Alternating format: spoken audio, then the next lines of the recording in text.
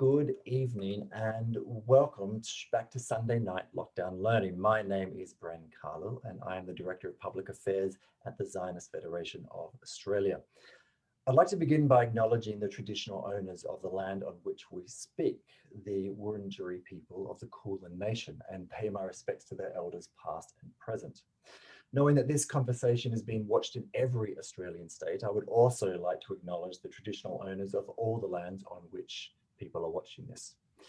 Before I introduce my guest this evening, I want to remind you about the Rabin Oration, which is on the 29th of October. This year, of course, Israel and the world will be marking 25 years since Yitzhak Rabin was assassinated, and the ZFA will be commemorating Rabin's life and legacy in numerous ways. We've organized education materials for school kids. We have curated a book of reflections on Rabin's life and legacy, and we're also partnering in an exhibition in Sydney on Rabin's life and legacy, in part with the Rabin Centre. However, our flagship event is the Rabin Oration on the 29th of October. The orator will be Omer Bar-Lev, who knew Rabin and was inspired by him. And after Rabin's death, he founded Acharai, which is an organization that seeks out teenagers, Israeli teenagers on the geographic and the economic and the social periphery, and readies them for leadership, both within the IDF and also after their time there. Now, turning to our guest this evening, we are joined by 5 people, including Josh Hoffman, who co-founded IZZY TV, which, if you like, is the Israeli Netflix and is the platform on which you can view the Iron Dome documentary, which we will be discussing tonight. Hanok Levin was the head of the team at Rafael Advanced Defense Systems that created Iron Dome. Nati Dina was the producer of the Iron Dome documentary, and he has a long history in Israeli broadcast television. He was, in fact, a founding member of the Keshet network back in 1993. He's also produced films and documentaries about other heroic Israeli events, which we will be discussing this evening. Uri Bar-On is an Israeli filmmaker who scripted and directed the Iron Dome documentary. He also teaches film and television courses at the Interdisciplinary Center in Herzliya, which is undeniably cool. Finally, Miriam Green made Aliyah in 1991 and moved straight to Beersheba. Since then, she has worked as a counselor for the Association of Americans and Canadians in Israel, helping New Olim with their absorption processes. She is also the author of The Lost Kitchen, Reflections and Recipes for an Alzheimer's Caregiver. Miriam, I will start with you. You, of course, you live in Beersheba. Were you there during Operation Cast Lead when your city was first attacked by rockets from Gaza? I was, absolutely. And that was the first time that some other parts of the country felt what Sderot had been feeling for years and years, and which is amply shown in the documentary. It is a frightening experience to sit in your, we didn't have what's called a safe room, a mamad at the time. In fact, we just built one because of the experiences that we went through. So we were sitting in our hallway and listening to the sirens going off and the rockets falling. And we had occasion to actually see Iron Dome intercept some of these rockets, which was a phenomenal sight. Well, I want to, I'll certainly get to Iron Dome in a second, but of course, the first Qassam rocket from Gaza happened in 2001, from memory, but Iron Dome wasn't deployed until 2011. So, I mean, with your job, with your career of helping Olim in the south of Israel, you must have a tremendous network of people all across the south, including people on the Gaza periphery. What was it like for them in those years? You know, so long without a defense system, and even for a while without the color red alert. Very, very frightening. And maybe Uri, once he was the one who scripted this amazing documentary and saw firsthand some of the experiences that people during that time. in Beersheba, we have a minute to reach a safe space. In Sderot, they had how many seconds? 30? Less. 15, 15. 15 seconds to reach a safe space where they could hide or protect themselves from any falling rockets and the debris that the rockets created. So it was a very different experience for those people living in Sderot. You know, families were traumatized. A lot of families left because they could not take that constant tension.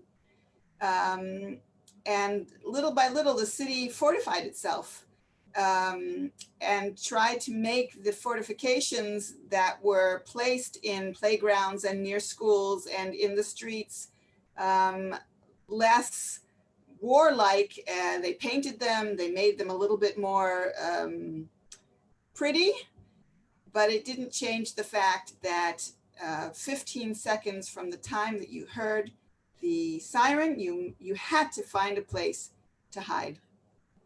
You know, I think like many people watching us this evening, I went to Sderot and was shown the colorful playgrounds with the hardened sort of tunnels in there. I saw the stack of the rockets behind the police station in Sderot, but this documentary, when I saw it, it brought home the human drama, the trauma, as you were just talking about. Nuri, as Miriam said, you drafted this, and it felt like in the documentary you spoke with a family member of almost every single fatality of a Hamas rocket. I mean, it must have been quite searing speaking to all of those people who have lost someone, you know, from this terror. It was terrible, you know, when you meet this mother that lost her kid, and you hear what she went through and what she's still going through, you know, and she's like the real hero of this situation, or the people who live in Sderot are the real heroes of this situation, although Hanoch is also a hero, and that's why he's here today. No, I'm just kidding, but you know, for us it was very hard to deal with that, to deal with all these emotions, but we thought it's a very important thing to show, not only, you know, this pile of rockets, not only by the things that happened, but also the feelings of the people. And for me, as a documentary filmmaker, I felt that this is the thing that is most important for me to bring to the audience. The feelings of those people, what they went through, and to see all these things, not just as a history, but also a history of the people who went through those things. So that was, and it wasn't that easy. It was very hard to convince them to participate and to be interviewed on this subject. And it was very hard for me and for all the crew to get them to join us, but also to edit them. For example, like I was watching these things, I don't know, maybe million times, I don't know, and whenever I see this interview, I kind of cry again, you know. So it's things that are hard anyway, even if you didn't really, it's not you, but you get the feelings of those people.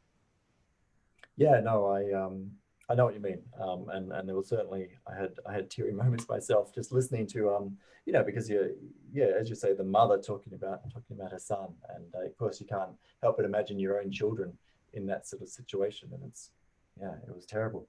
Nati, one of the things that the documentary really brought out as well is not just the human drama, but also the political drama. You know, there was, you know, the documentary didn't merely just tally the number of Qassam and Grad rockets that had come from Gaza, but it really looked at the fact that this was a really busy period in history. I mean, you had the disengagement, you had Sharon's incapacitation, you had the Hamas takeover of Gaza. After that, you've got the changing defense ministers, changing prime ministers. You know, I guess the reason I brought it up is like, how do you, you know, when you're approaching a documentary like this, how do you know what elements to bring in to make the story complete and what elements to leave out? Sorry, you're on mute, Nati. Sorry for that. Thank you for that. I don't think we really knew that at the beginning when Ori and I started to explore the Iron Dome story.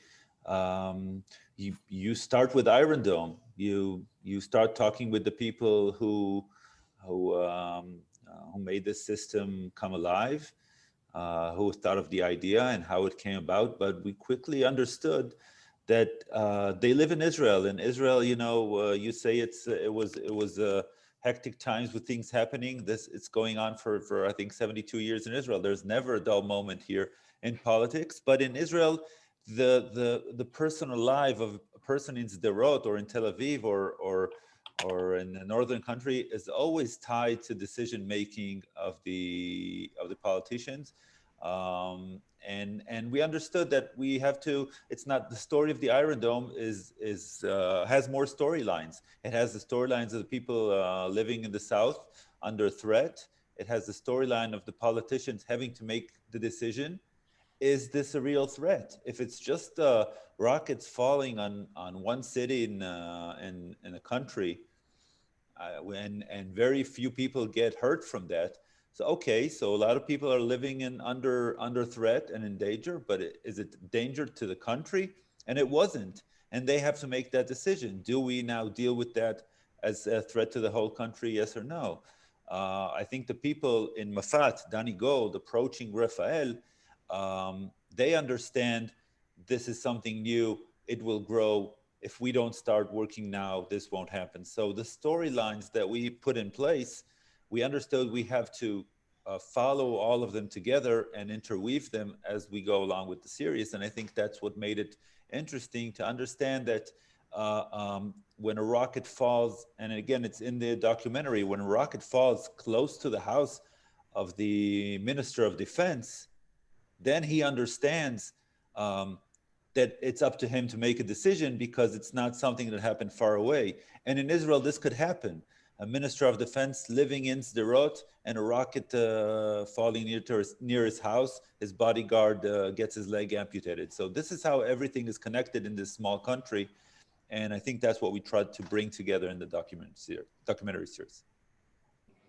Yeah, thank you.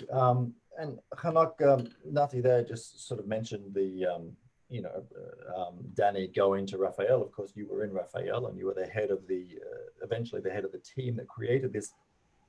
I think from a technical perspective, this sort of project in one way, I can imagine is sort of like a dream project, considering the fact that you're an engineer in Israel's defense sector, but at the same time, the complexity must have been an absolute nightmare. I mean, but on saying that, I also read that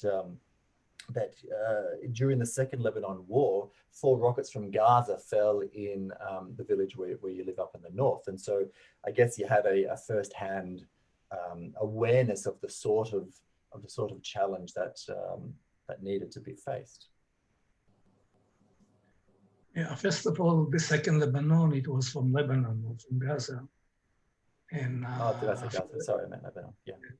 A few rockets hit my neighborhoods in the north of Israel. And that was the motivation to try to develop something like this one. I have a lot of experience with missile in Rafael. I actually retired now, but I worked in Rafael 40 years and I developed a few types of missiles. So that was the biggest challenge that I have in Rafael. The first one, because I couldn't believe that we can do the mission. We have 3 missions. One was that the rocket or the missile should be efficiency, more than 85% or 80%. It was in the beginning of interception. The second one is we have to complete the mission in 3 years, which is almost impossible. You know, the last rocket or the last missile took us to develop 15 years. And the third one is the budget or the cost per each missile should be so low. So we couldn't think that we can do it. But we started with a small group just to see if it's possible. And I can tell you that up to the first test, we thought that we deal with Mission Impossible.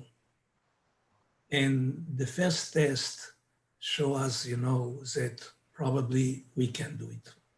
Well, of course, the first test didn't work. The what, I'm sorry? The first test didn't work. No missile came out of the...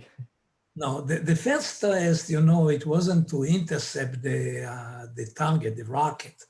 The first test, first of all, we launched a missile or a rocket like a Qassam from one side, and then we launched the Iron Dome. It was in the test site in the Negev, near Mitzpe Ramon.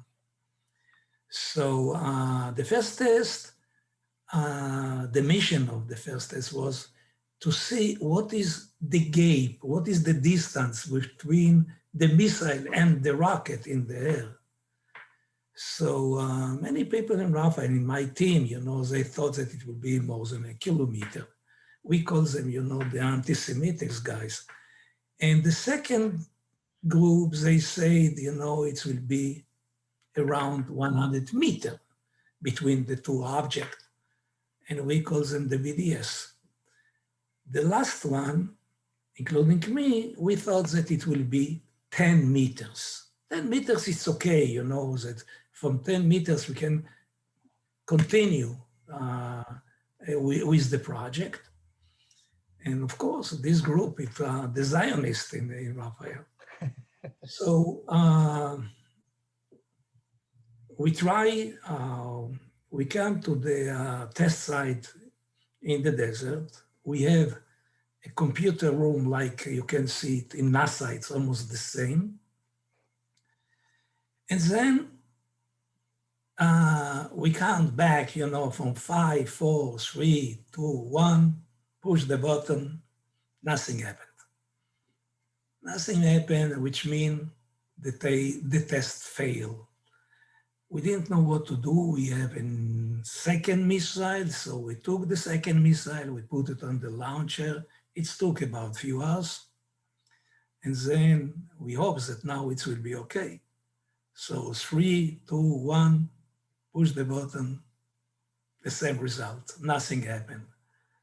So I thought, we didn't test the missile. It was the beginning in the launcher, something that didn't allow to the missile to launch. So 2 weeks later, we come again after we thought that we solved the problem. And it was a simple one. We have 2 cables in the launch, one plus and one minus, and you have to connect them together. So somebody connects them the different way, the minus to the plus. So we understood that was the problem. And then we went to the test. The second time, it was 2 or 3 weeks later. And of course, we started to do it. I didn't, I just got almost an heart attack, in this point. It called, the head of this test said 3, 2, 1, push the button. And we saw ejection of the missile up. And everyone clapped the hand. And I told them, we didn't do the test yet. The test is to see what is the range between them. And then we wait. You can see 2 screens, big screen in the test room. And one is the Qassam, which we launched. The second one is the Iron Dome. And then we wait. And suddenly, you could see that they just scratch one the other, which means the range or the distance was 0. And then I told to Rafael president, which he sit near me, I told them, now I can tell you, we have a project. And that was only after, 18 months or something like that, right? I mean, this project was done. It was deployed in 3 years once you finally got the green light. But I mean, that test was am I right in saying the test was only 1.5 years after you got the green light? Yeah, but you know, we launched in the test during the development phase. We launched about 100 missiles against 100 rockets. So I can tell you that sometimes we fail, sometimes we succeed, but let's say that it was about 80, 50, 80, 90% of succeed. So 2011, the IDF said, okay, let's deploy the system. It was in Ashkelon and in Beersheba. And let's see now what will happen. July 7, 2011, I got a phone call.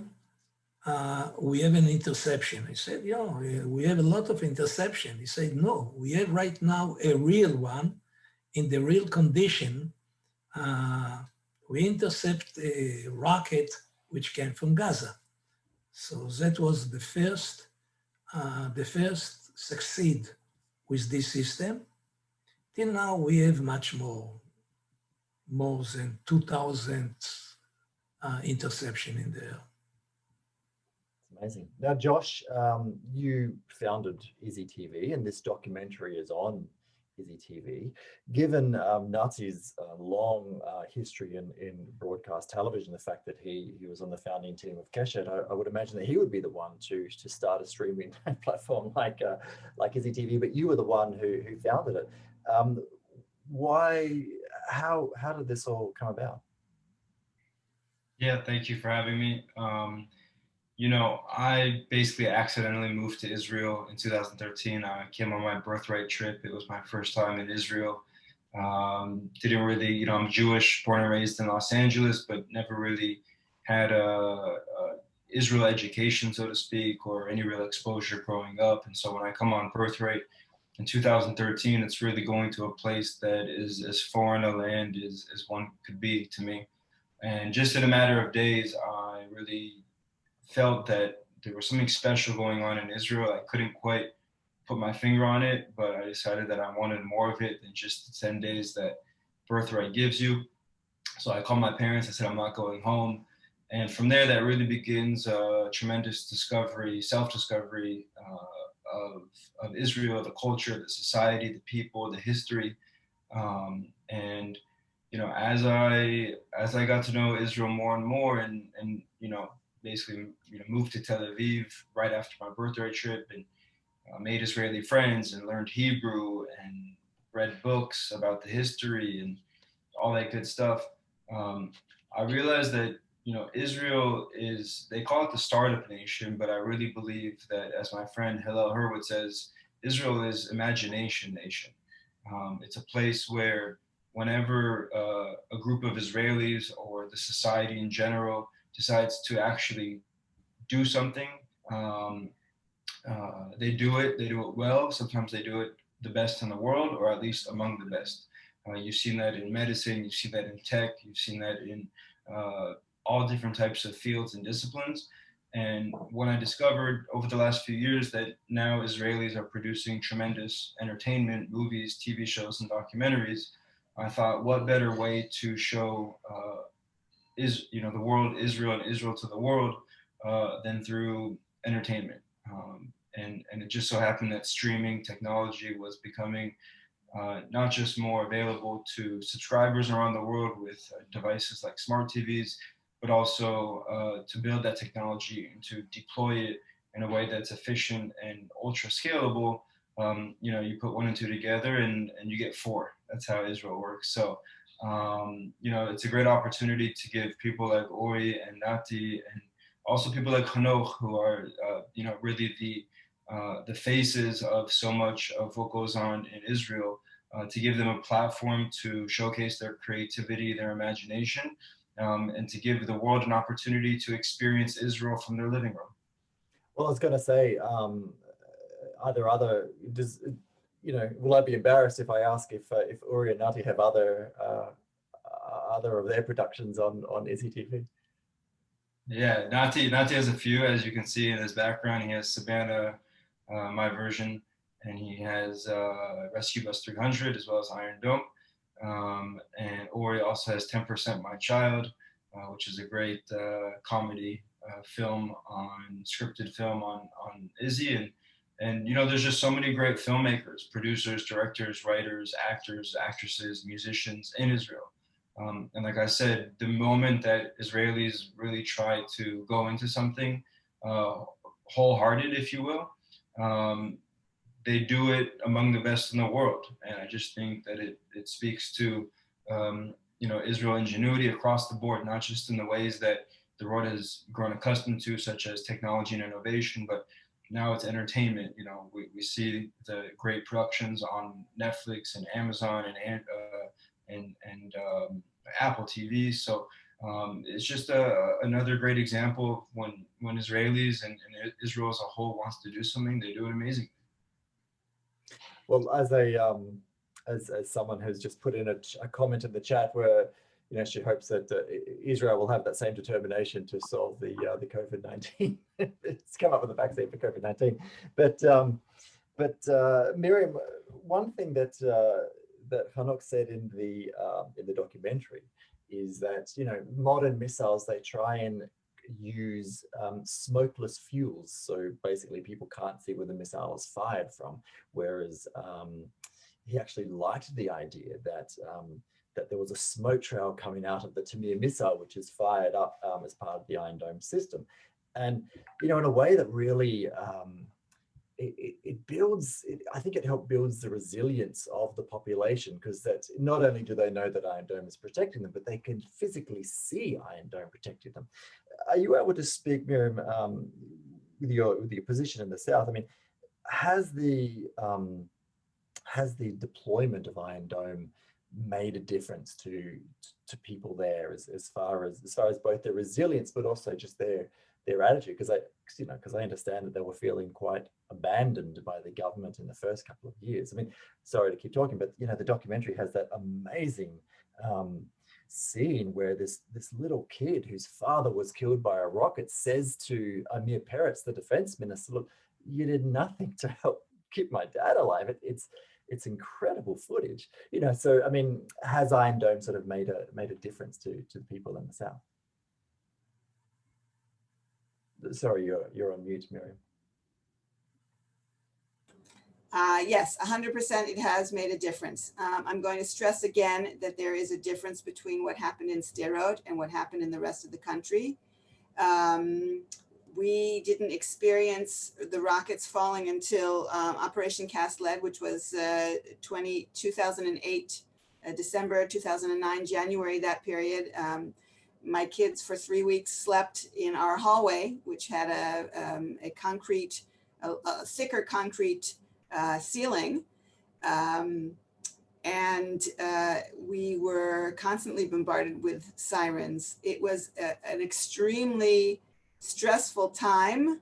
By the time we got to Pillar of Defense in 2012, you know, and all these things sort of merge in my thinking. It's very hard to remember what happened when. We already had Iron Dome. My son, my youngest, was having his bar mitzvah. We had out-of-town guests from the States, my in-laws. We had my parents from Netanya. We had friends visiting from Modi'in and other places, Jerusalem.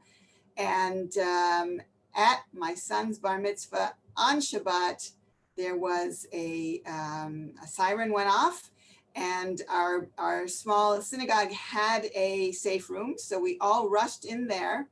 And it was the first time that many of my Israeli friends had experienced what we had already experienced for several years, what Sderot had experienced for many, many years, that terror of not knowing where the rocket was going to fall, of not knowing what would happen. I understand that Iron Dome targets those rockets that are headed towards civilian areas and not, I guess, areas that are where there's nothing built there, or fields and such. You know when a rocket lands, how close it has been. You feel the vibrations, you feel the glass shaking. And Iron Dome made a significant difference in terms of the fear factor, in terms of knowing that there was somebody out there who was taking care of us. The Army was taking care of us. And we jokingly said that we had a blast at my son's bar mitzvah, and moved on, moved forward. But Ori, I can imagine though that because the sirens still sound, and there's now kids entering the army who their entire, from say Sderot, their entire lives have been lived under a threat of Qassam, and the sirens still sound even though Iron Dome helps protect them.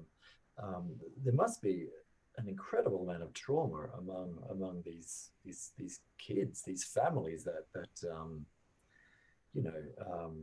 still. I mean, do you think that this trauma is lessening from Iron Dome, or is that something that's just going to stay with them for their entire lives? Do you think, based on your interviews? I think it gives them a feeling that somebody is dealing with that and somebody cares about them, but at the same time, in a way, it didn't change much when things are actually falling, because you still have to run to the shelter, you still have to take care of your kids, you still are traumatized.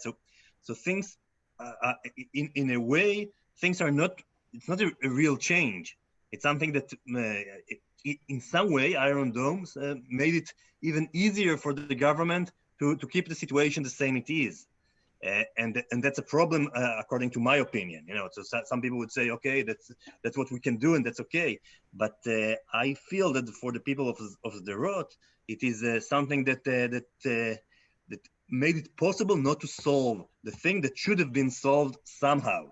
Now, I'm not a politician. I don't know how to solve it, but the situation, or at least, we have some of these voices in the documentary. For example, the ex-mayor of Sderot, who passed away after being shot in the film. But he says there, his name is Eli Moyal, and he says there, okay, there is right now there is no solution. So either find a way to make peace in a way somehow, either find a way to fight and then put these missiles away. But this situation for over 20 years cannot exist for many more years. That makes all the people of Sderot, they're crazy.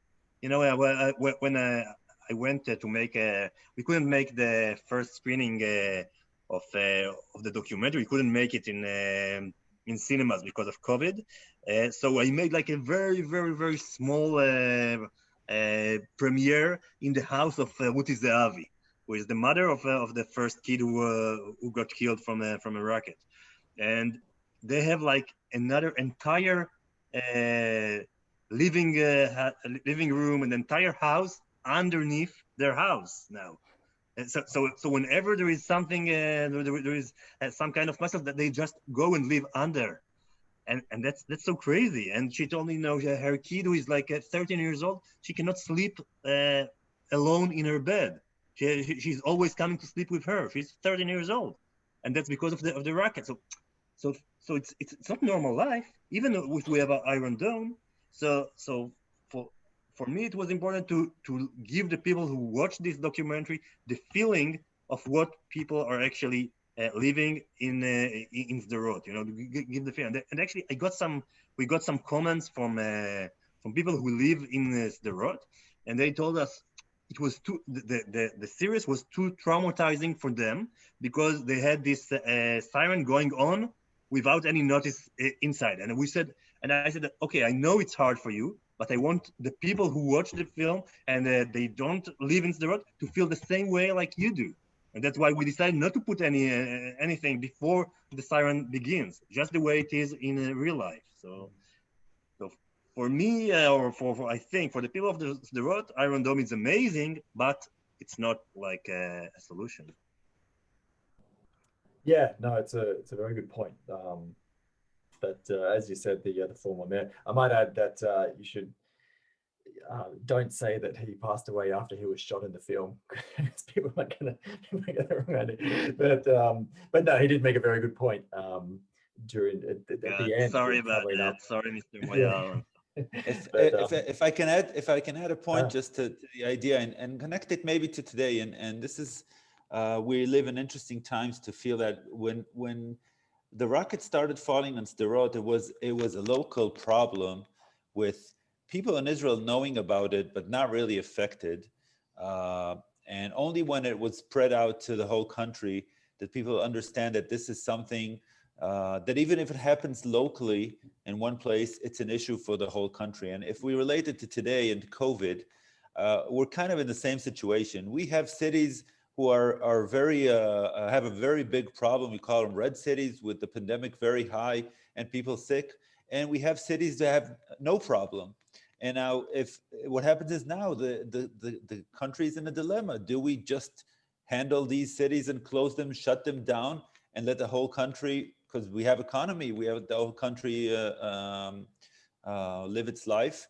And I think this is where the people like Hanoch and like Danny Gold are saying, look, even though it's happening in a small city and it's not affecting the whole country or not affecting the whole world, if we don't address this now, if we don't find a solution, it's going to address sometimes bigger places and create more damage. So I think with COVID, people can understand and relate to how a local problem, which you see and you want to treat it as local, and that's what we're doing now. You know, sirens today for rockets are only sounded at the place the rocket is going to fall, so it doesn't traumatize a bigger number of people.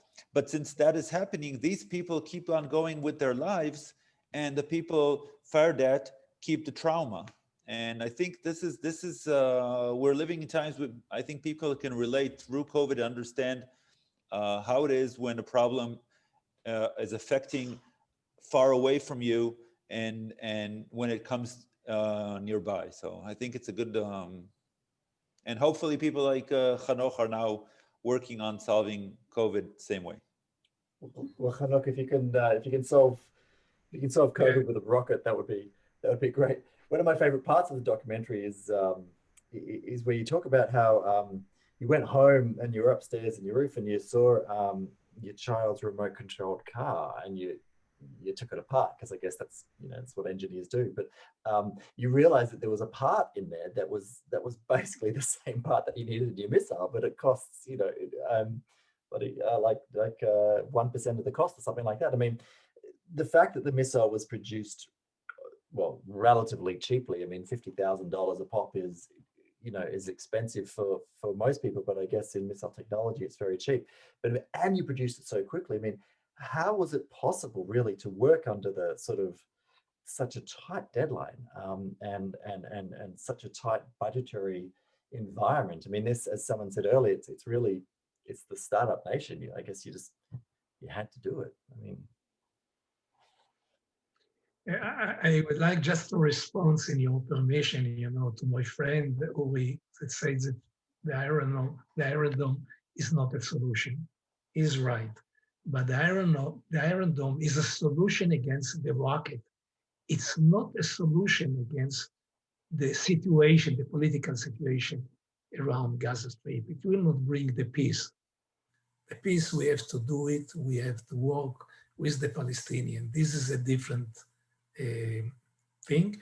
And just to Miriam, on 2014, the terrorists from Gaza, they try Iranian strategic. They launch against Beersheba 14 rockets in one shot. It's not so simple, but they thought that the Iron Dome cannot deal with one shot when 14 rockets are coming to Beersheba. You can see it in the YouTube. Just find wedding in Beersheba. So you can see a nice movie which a photograph took it during a wedding. They heard the sound, they they didn't know what to do actually, but even the photographer, he ran away and put the camera. And the camera shows that the Iron Dome intercept 14 rockets one by one. It's mean it was 100%. The second one that Nati said that it was only a problem of the south of Israel, and in the 80s, it was in the north of Israel. The first time that they launched rockets against Tel Aviv, and in Tel Aviv, you could hear the sound of the siren. In the first time, the people of Tel Aviv, and my family lives in Tel Aviv, I live in the north of Israel, they said they didn't know what to do.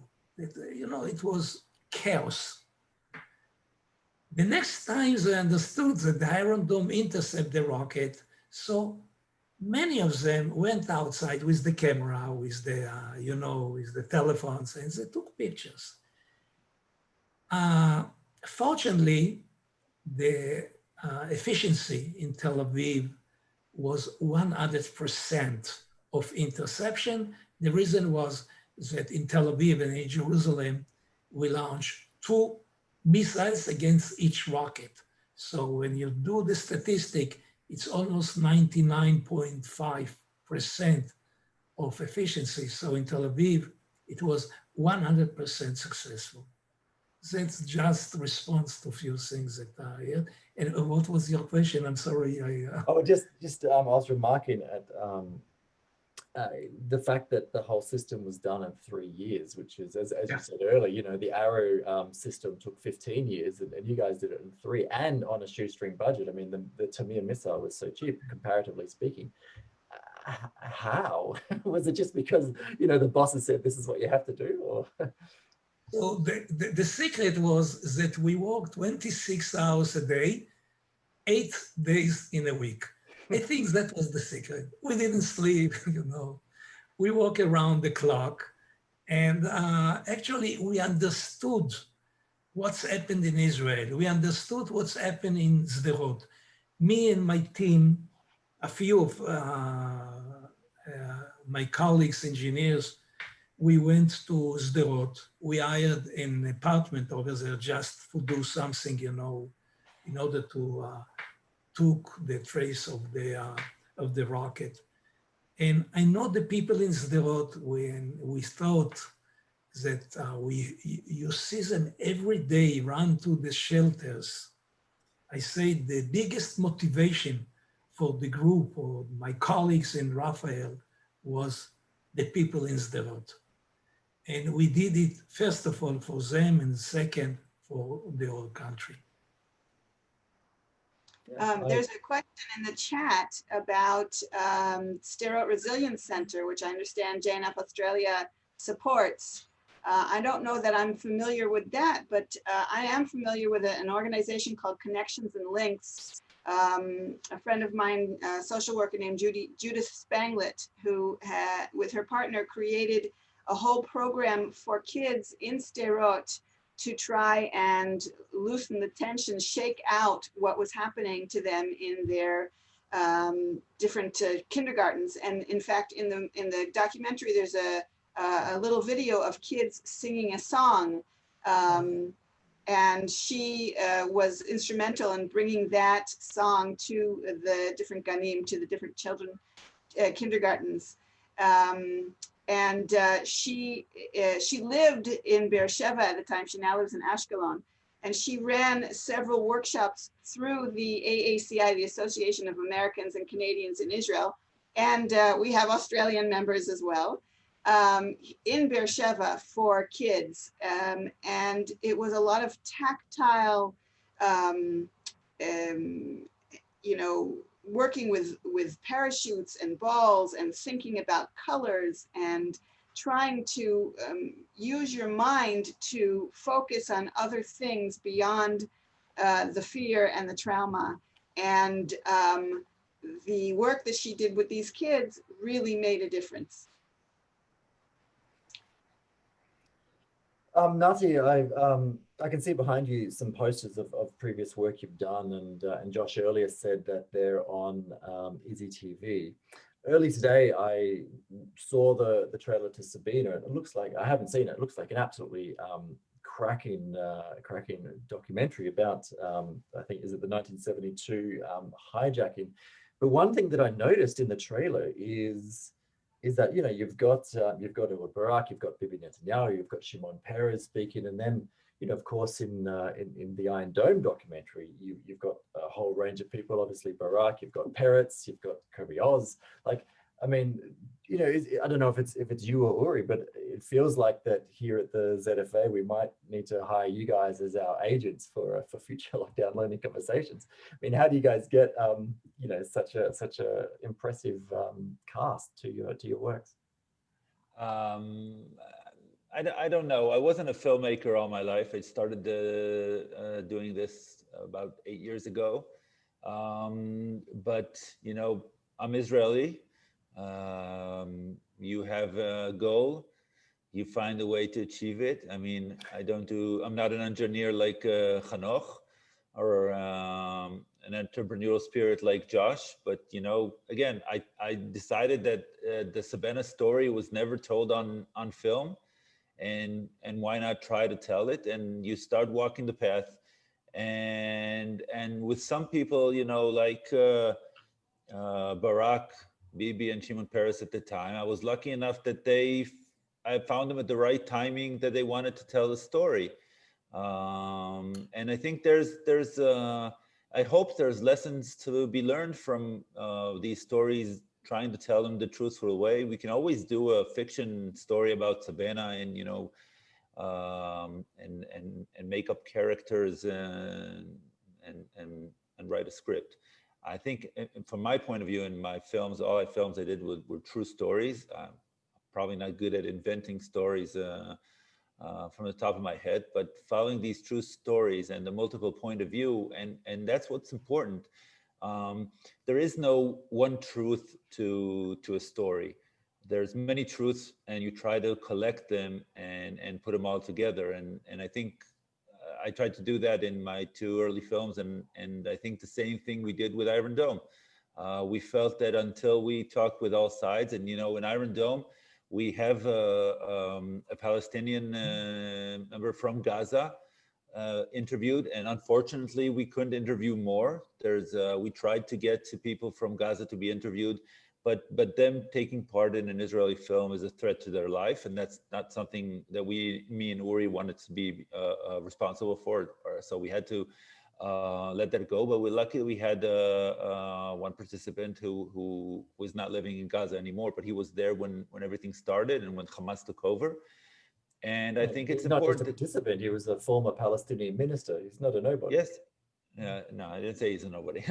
And yes, and I think the multiple point of view that makes you understand a bit that the complexity of a situation.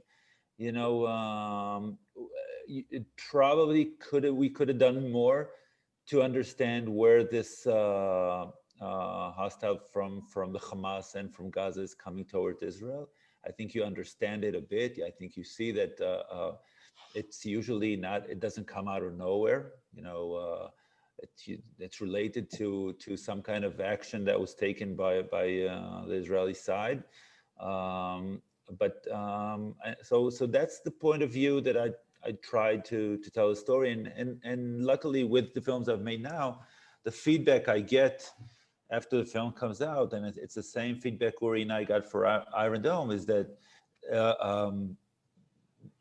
we don't really get feedback telling us you got the story wrong.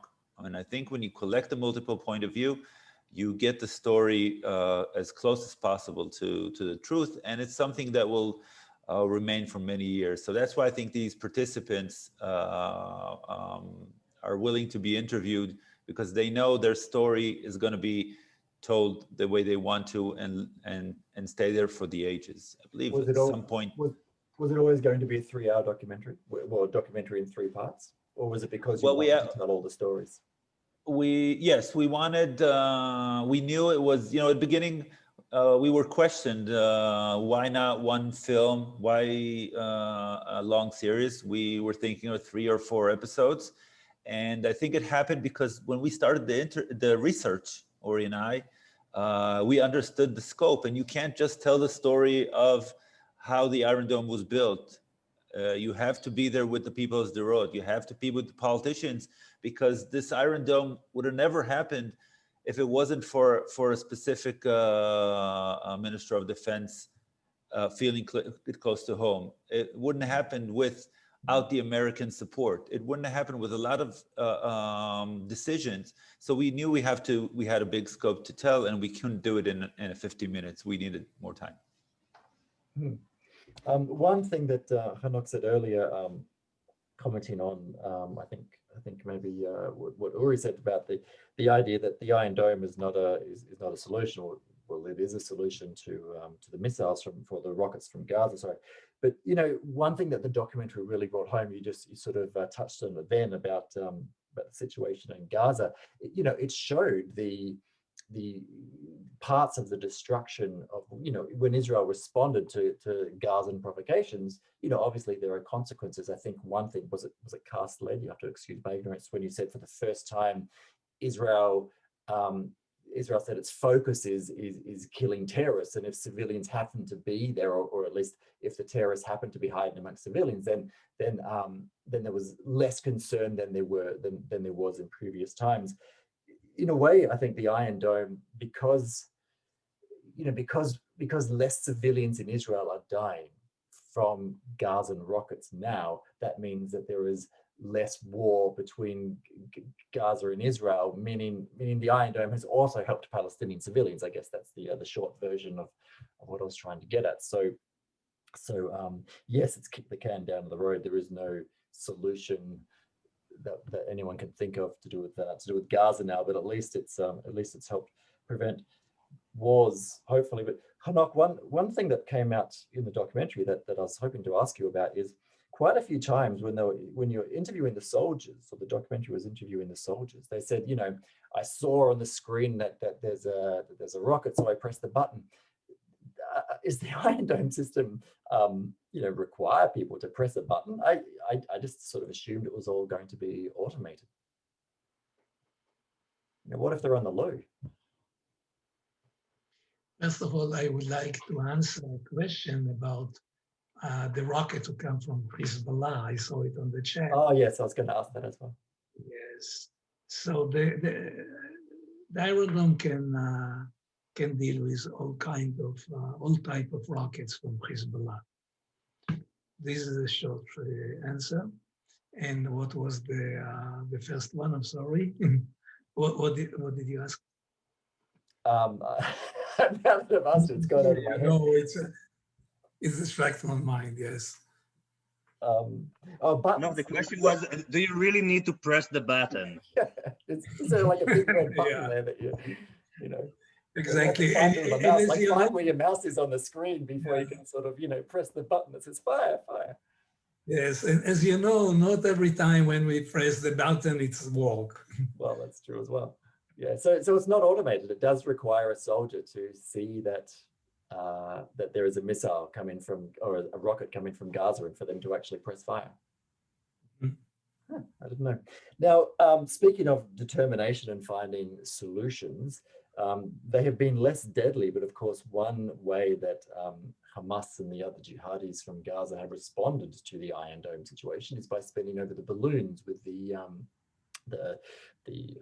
I guess the flames attached, the Molotov cocktails. I mean, is there, you know, I remember I was going to say that quite a few years ago, maybe 10, 15 years ago, I was lucky enough to have a tour of the Raphael compound up north of the Kiryat, north of Gaza, north of Haifa.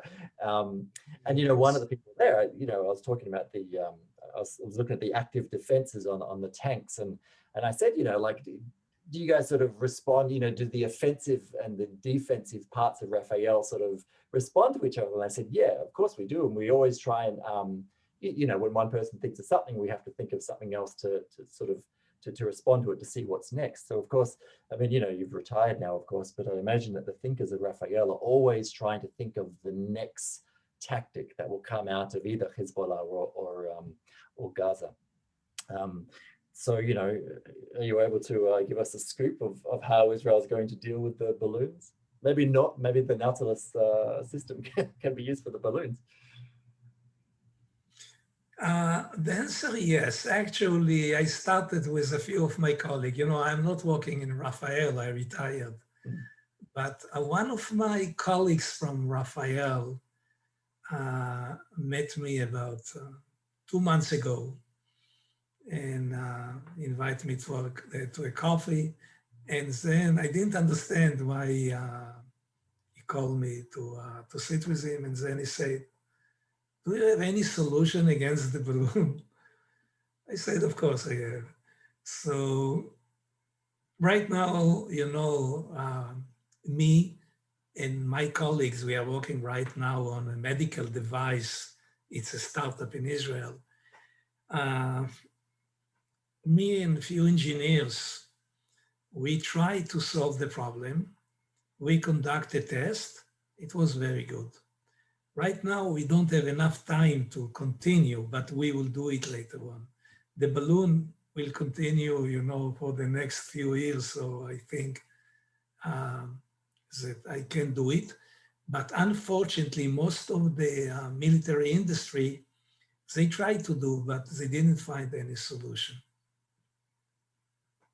Can I ask just a couple more questions before we finish, and about the impact of Iron Dome? And I don't quite know who feels best to answer this, but you know, the rockets are still coming from Gaza, but have the rate of rockets, or the number of rockets, have they reduced since Iron Dome was deployed? I mean, obviously there has been, you know, during the campaigns, during Cast Lead and Pillar of Defense, there was lots of rockets, but the drizzle of rockets, has that been reduced since Iron Dome was deployed, or has it remained constant? I'll just say one thing that also has changed. The incoming dollars into Gaza from Qatar has been going up since a few years back. I think as the problem with the rockets being fired, I don't think it's a game. It's not like when somebody feels like he says, let's fire rockets. If it was like that, we would probably be experiencing rockets coming in from Hezbollah. But since 2006, rockets are not been fired into Israel from the north. And I think the solution is not, does Iron Dome save lives on both sides, or have they been reduced? You asked me if the Hamas in Gaza have less rockets. No, they probably have a lot more rockets. Are they less motivated to fire them at Israel at this time? Probably yes. What's the motivation? We don't know. That's probably Hamas. Probably that if they get money and you know their politics are in a good shape, then there's no reason. I think if they'll find themselves in desperate times, either if we you know close the and again it's COVID time, so everything's different. But if we don't let them get into the fishing spaces they need, or they have political problems within Gaza, the rockets could come back, be fired at Israel. So I think that's the main thing that dropped her out. It's not the Iron Dome. I'm not even sure that their target when they shoot Iron Dome is really to kill civilians. It's mostly to get Israel in a place where decisions have to be made, and the conflict is shown that they're still a player in the game. That's my opinion. It is approaching 9 o'clock. I want to ask Josh one last question, and that is, of course, this whole evening took place because of IZZY TV, and I do appreciate Josh and your team that have organized this panel and set us up. So Josh, for those of us in Australia who have IZZY TV or who will explore it as a result of this conversation, could you give us the 3 recommendations, your top recommendations, what we should be watching over the next week or two? Yeah, there's a lot. It is unlimited streaming, similar to Netflix. So we have an extensive library that grows every week. And, you know, we have a great documentary about Ben Gurion called Ben Gurion Epilogue, which is about uncovered footage, actually in English, that was done with David Ben Gurion before he passed and after his political career. So that's very interesting. We just uploaded a few new drama series, Street Justice and Red Lines, that deal with the police and district attorney aspects of Israeli culture. So those are really interesting, and I think you'll recognize a lot of Israeli actors and actresses that you've seen in some of the more popular things coming out of Israel. And Natia has some other great films. Both Rescue Bus 300 and Savannah are among the most viewed docudramas on our platform. So those would be my top three. Thank you very much. Look, I want to thank everyone of our panel this evening for giving up an hour of your Sunday for speaking to the Australian Jewish community. Look, as someone on our Facebook stream has commented, the Iron Dome team are heroes of Israel. You won the Israel Defense Prize, and deservedly so. But thank you for Miriam, thank you for Uri and Nati for bringing this story to us in such an understandable way. As I said earlier before we started this evening, it really brought together all of the sort of disparate threads of the situation that I had heard of, you know, over a 20-year period, and brought it all together in a really viewable way. It's a great documentary. Thank you all, and good evening.